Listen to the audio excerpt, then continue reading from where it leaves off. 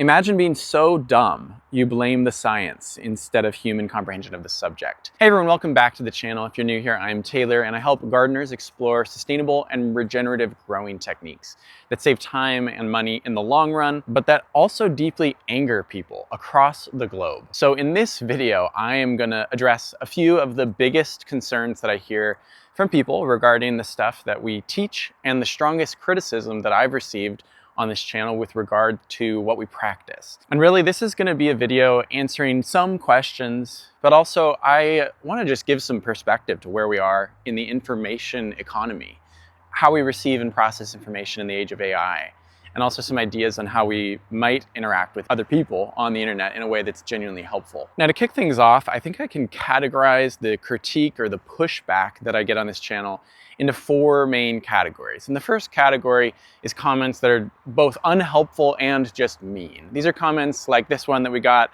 on a video a few months ago that said, "Imagine being so dumb you blame the science instead of human comprehension of the subject." Hard to be charitable toward this particular comment. Nothing really valuable to be drawn from the comment, from my point of view. This person is just kind of hating to hate.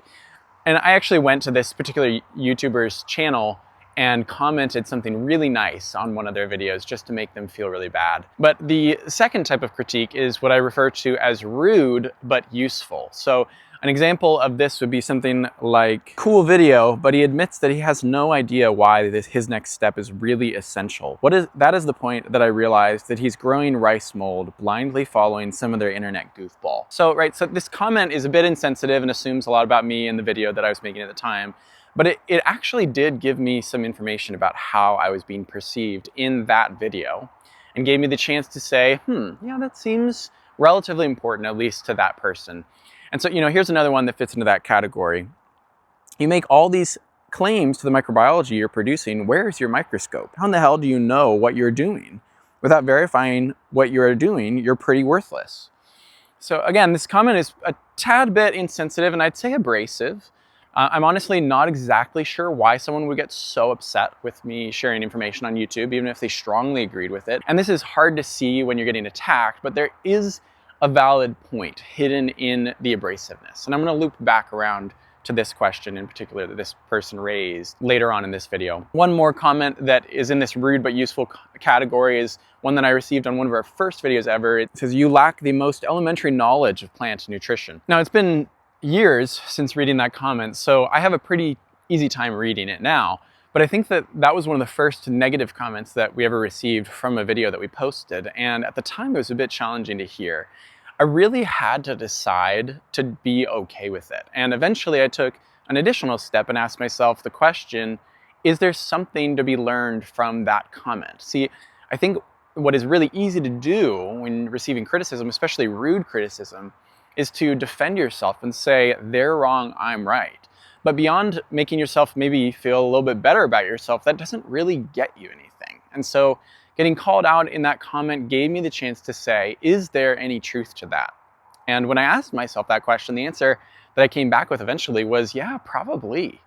Maybe not as harshly as the way that the commenter put it, but yeah, I probably do have a long way to grow in my understanding of plant nutrition. And the crazy thing now is that looking back, that comment was a bit of a catalyst for me learning about plant nutrition little by little, until now where I feel like I have at least a better understanding, a pretty good one. And I'm not saying that I'm an expert on the topic, but I can definitely say that I know way more about the practices that I actually teach and why they work. And so I'll come back and touch on this point a little bit later on too. For now, let's move on to the third category of critique, and these are just what I call valid, right? Usually this is someone saying, I don't think I can quite get on board with that. And in the majority of cases, I kind of get it. A lot of the stuff that we talk about and demonstrate on this channel is just not for everyone. I wish that it was. I think that there's a lot of work to be done to normalize this way of gardening and make it more approachable. But I also can understand that not everyone wants to garden this way or live with my exact worldview, and that's okay. The fourth type of critique is just what I call helpful feedback. And this is the vast majority of critique that I get. In fact, I just asked my email list folks for some feedback for this channel. And if you were one of the many who responded, thank you for your feedback. You guys and gals were so kind and helpful with your feedback. And that was stuff like, I could use a bit more explanation on how this input works? Or could you explain anaerobic fermentation a bit and the role that those microbes play in the garden? Or even like, hey, you should consider just filming all of your videos outside because it looks a little bit better. These are super useful, helpful things to hear. And as an added bonus, I don't have to really interpret good vibes into the feedback. They're already there. Now, when Cassidy and I first started the channel, we made a commitment to respond with grace and kindness to everyone in the comments to the very best of our ability. And that's because at a certain level, yeah, there are genuine trolls out there, but we also generally want to give people the benefit of the doubt. We also want to cultivate a healthy culture on the channel and everywhere that we are, if possible. And so that's one of our commitments, and hopefully that comes through in my responses. That said, recently it has been genuinely hard to keep up with all of the comments. We are getting so many every day on our videos, lots from older videos as well as recent uploads, and I found that many more are squeaking by without proper acknowledgement. So if that's you, I'm sorry for not responding or answering your questions. It's literally just that we're getting in dozens a day at this point. I do my best. If I don't respond to you, it's not because I don't care about you. I more than likely just haven't seen it or have run out of time. And please do not take this as me saying to stop asking your questions. They're actually genuinely helpful for me to know what I need to explain or present better. And they also signal engagement to the YouTube algorithm, which helps the videos reach a wider audience. If I don't respond, it's likely because I just happened to miss it. However, there are a few things that I feel as though I've noticed crop up a little bit more than other topics. And so I just want to touch on a few of these big categories of questions just to get them answered. And for this section, I want to preface by saying that I'm going to do my best to explain this as genuinely as possible. But, and this is a point that's going to make a lot of people mad, but it's honestly painfully obvious, I think, at this point. The reality about the times that we live in is that information and data are losing value fast. And naturally, by contrast, personal experience is becoming more valuable than ever.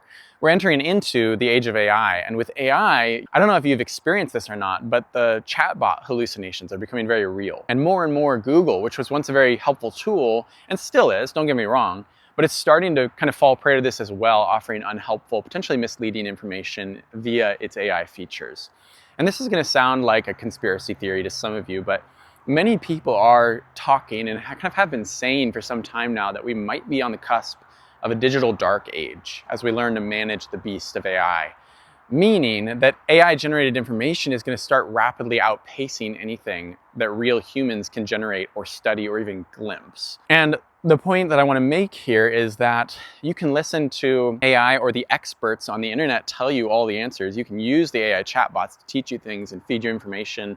But at a certain point, if that's all you do, maybe you'll be better informed, but to what end? It's actually best to use a combination, at least in my opinion, of common sense, scientific data, and then to try some low-risk experiments and to see if you actually get the result that you're looking for. So for example, maybe you've gardened organically in the sense that you use organic fertilizers and organic mulch and you buy organic compost from the store. Nothing wrong with that. But after hearing about some of the homemade inputs that we make on this channel and a little bit of the theory behind how they work, you could try to just incorporate them into your gardening practice and then make genuine observations about things that improve or don't. Maybe you've made some of these inputs before, but you haven't tried out indigenous microorganisms. You've heard a tiny bit of the rationale for it. You could watch another video of ours or from someone else on this platform to learn some more, and then you could try it out this coming growing season. And that's what I mean, that personal experience and data kind of need to go hand in hand. But what's crazy to me is that as I talk to especially a lot of young people, but it's honestly older generations too, is that there's a genuine paralysis that people seem to be facing right now due to all the options, all the information. And rather than prioritize and set a specific achievable goals, more and more I'm seeing people willing to not try anything and just sit on their phone learning about stuff that they're never going to actually do anything about. And so I'm going to touch on some big questions that I get asked about a lot, but I want to ask you, if you're watching this video, would you actually make the brave choice of actually taking action in your life? Choose a path and walk down it without living in fear of making the wrong decision or missing a better one. Try just committing and following through for a little while. Okay, pep talk over. I'm going to jarringly transition back to the original topic. So here is one of the biggest, most recurring and oddly specific pieces of pushback or questioning that I get out of everything that we teach on this channel. Salt. Salt seems to be a fairly triggering topic when it comes to gardening due to the well-known damage that it causes to garden soil when applied at high amounts. But here's the thing. One of the ways that I teach gardeners to remineralize their soil is by adding a small amount of sea salt or seawater in various applications. And it seems like no matter how much I explain that I'm not applying very much salt at all, people seem to get up in arms. Now, it is true that dumping salt on your soil will ruin your soil. One comment that I've received several times is the reference to Carthage, a town that ancient Rome supposedly destroyed by salting their crop fields and thereby eliminating viable growing space. Ironically, the salting of Carthage is widely known to be a myth. Salt in the ancient world would have been far too valuable to waste on destroying a town's means of growing food. But let me just briefly explain here in case you're wondering, or in case anyone ever asks you why you're adding salt, for instance, to your Jadam microbial solution or your liquid IMO spray, or just diluting it and spreading it over your garden beds. First of all, always dilute seawater at a minimum of 1 to 30 before applying. And generally speaking, applying seawater is something that is performed a few times a year, not a regular application unless really necessary for super minerally depleted soils. What does salt do? Well, a few things. First of all, high quality sea salt, which is what we're talking about here, contains dozens of trace minerals and micronutrients that are beneficial for feeding soil biology. Magnesium, calcium, potassium, sulfur, iron, zinc, copper, manganese, boron, silicon, selenium. The list goes on. Iodized table salt, on the other hand, is salt that has been stripped down to its nearly pure form of sodium chloride without much else, and often contains anti-caking agents and sometimes bleached. None of this is particularly helpful for soil or human health for that matter. So the vast array of minerals are the main reason that we apply unrefined sea salt or seawater, which even better contains tons of beneficial microbes from the sea. And in the case of making Jadam microbial solution and maybe IMO, it's possible that the salt content will also help keep the wrong bacteria and fungi from taking hold in those ferments. Salt is a natural preservative. It's been used forever. It keeps putrefactive and pathogenic molds at bay while supporting beneficial microbes.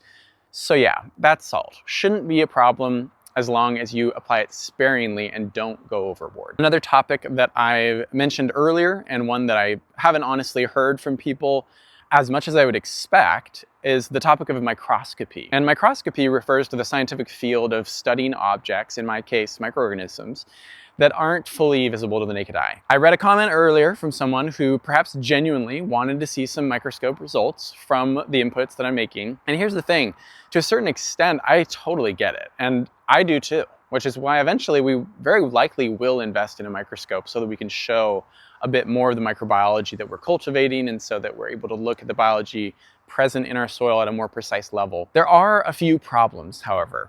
And one of the main problems is simply that microscopes cost a lot of money. To invest in a bare bones one is going to run me close to $350 to $400, which might not seem like a lot to some of you, but it's hard to find that in our budget. That's for a very basic, high quality microscope, but for a microscope that would really show me more of the nuance and the actual data that I'd be interested in seeing, I'm looking at potentially 10 times that amount. So the price has held us back for a bit there. And another genuine reason that I've been hesitant to go down this path is because of the nature of microscopy. It's a serious field with a lot to learn. I'm able to pick out the difference between basic microorganisms like bacteria, fungi, nematodes, and protozoa. But when we start getting into identifying species and subspecies, there's just simply so much to learn about proper identification. And truthfully, I believe it's more worth my time doing this stuff and seeing how my plants respond instead of getting super deep in the weeds in a microscope. And I'm not at all saying that microscopy is not a valid field. It's just not quite a focus for me at this point. And attached to that, I don't want any of you to ever feel like you need to become experts in microscopy to be able to validate your accomplishments in building healthy soil. Again, just to reiterate, because I know that this is fighting language to some of you, I'm not saying that there's no value in actually looking at the biology present in my inputs, in my soil. All I'm saying is that so far it's served me well to learn the theory of why things work and then put it into practice. And in many cases, vice versa.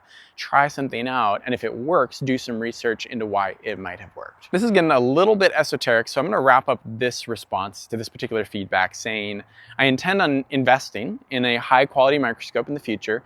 I also intend on practicing and trialing and comparing what I have already seen work and what I believe might work.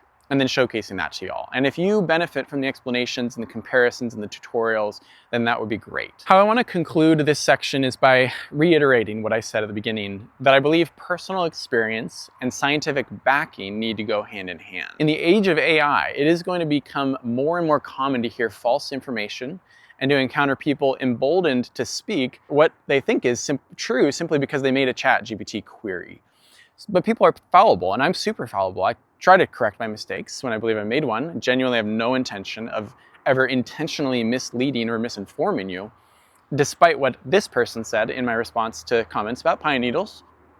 Seriously, it's pine needles. But obviously I have and will make mistakes in my explanations, and that is just part of being human. But where I want to wrap up this video is on a personal note with regard to my role as a teacher and as my role as a content creator.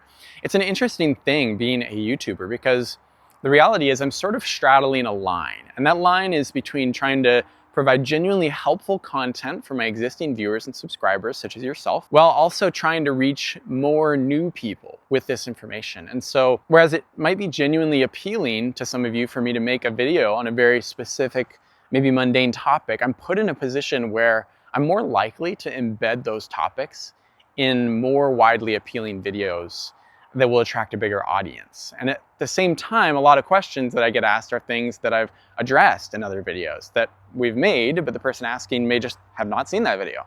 I don't expect everyone to go wading through our whole video library to find the exact answer to their question. But if you have asked a question a bunch of times and haven't received a comment back from me, it's possible that we have actually already released a video that hits on that topic. Also, if you watch our shorts and feel like I didn't fully explain something in the video, it's because I didn't. And you kind of got to go watch the whole thing for it to make 100% complete sense. A lot of them are small clips from broader discussions. So, to put it another way, Cassidy, who edits our videos, and I only have so many hours in the day to make videos. And so we need to make them count. And I don't expect this video will go viral, for instance, but it felt like a pertinent video to make. And also I have sort of wanted to address a few of these things recently. Anyway, hope that makes sense. And I want you to hear that I genuinely appreciate your attention and your support and your feedback. You are all wonderful people, I'm sure. Even some of those of you who comment something rude once in a while, I am more than willing to give you the benefit of the doubt. And I don't take any of you for granted, so thank you. If you found this video interesting and you want to check out one of our most controversial videos next, you can watch this video on the big problem with natural farming. Otherwise, thanks as always for watching, and I'll see you in the next one.